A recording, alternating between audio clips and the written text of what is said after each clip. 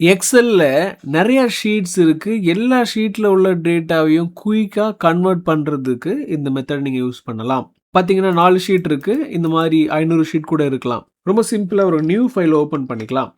Data டேப்ல get டேட்டாவுல from ஃபைல்ல ஃப்ரம் வொர்க் புக்க செலக்ட் பண்ணுங்க.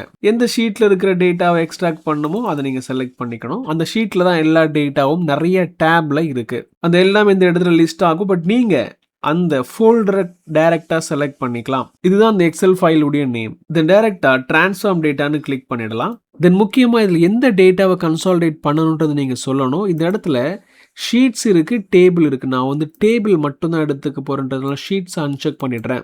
டேட்டா மட்டும் தான் வேணும்ன்றதுனால இந்த டேட்டாவ மட்டும் வச்சுக்கிட்டு மத்த காலம்ல உள்ள டேட்டாவ டெலீட் பண்ணிடலாம். இந்த ஒரு காலம்ல தான் டேட்டா இருக்கு. பார்த்தீங்கன்னா கிளிக் பண்ணா கீழ டேட்டா தெரியுது. ஃபைனலா இந்த காலம் உடைய ரைட் ஹேண்ட் சைடுல இருக்கிற அந்த டபுள் ஏரோவை கிளிக் பண்ணும் பொழுது எல்லா காலமையும் செலக்ட் பண்ண சொல்லுது. பண்ணியாச்சு. எக்ஸ்பேண்ட் தான் ஆக போகுது. இந்த செக் பாக்ஸ் அன்செக் பண்ணிட்டு ஓகே பண்ணிடலாம். பார்த்தீங்கன்னா 4 ஷீட்லயும் இருக்கிற டேட்டா கம்பைன் ஆகி இந்த இடத்துல எனக்கு கன்சாலிடேட் ஆகி வந்துருச்சு. தென் இதை ஃபர்தரா நீங்க க்ளோஸ் அண்ட் லோட் டு கொடுத்து உங்களுடைய எக்ஸல் ஃபைல் லோட் பண்ணிக்கலாம்.